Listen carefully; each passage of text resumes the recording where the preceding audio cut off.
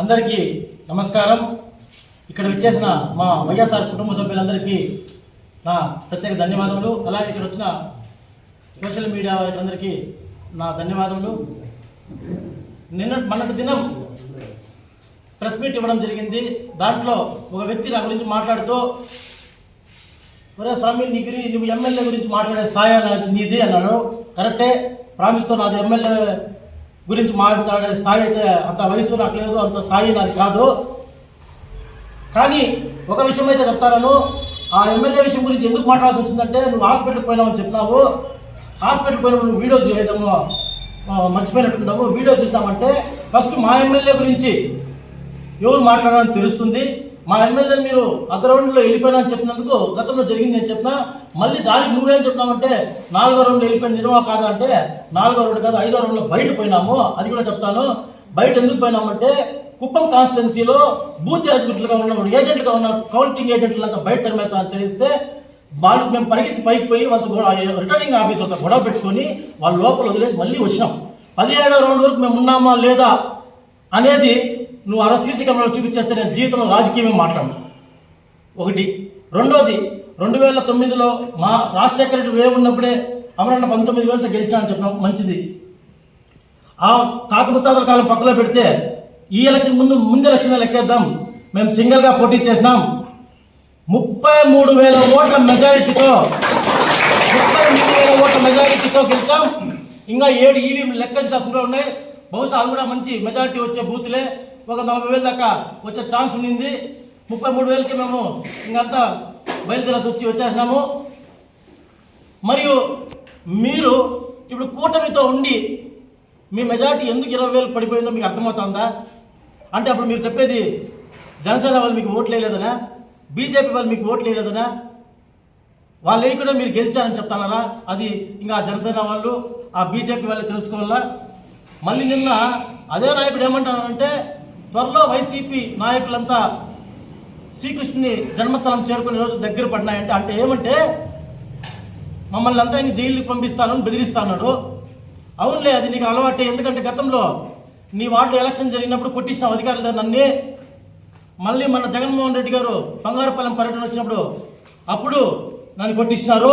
అంటే ఎవరైతే ఎక్కువగా మాట్లాడతారో నన్ను కొట్టిస్తాము, జన్మస్థలానికి శ్రీకృష్ణ జన్మస్థలానికి బెదిరిస్తున్నారు.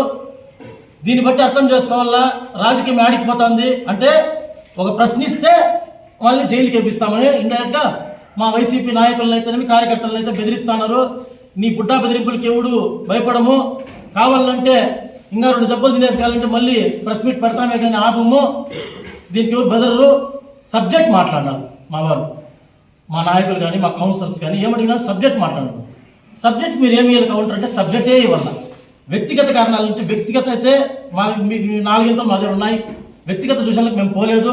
మీరు మళ్ళీ వ్యక్తిగతంగా వస్తే మళ్ళీ మేము కూడా స్టార్ట్ చేస్తాం. దానివల్ల ఎంత అయితే కానీ దాన్ని మేము తగ్గేదే లేదు.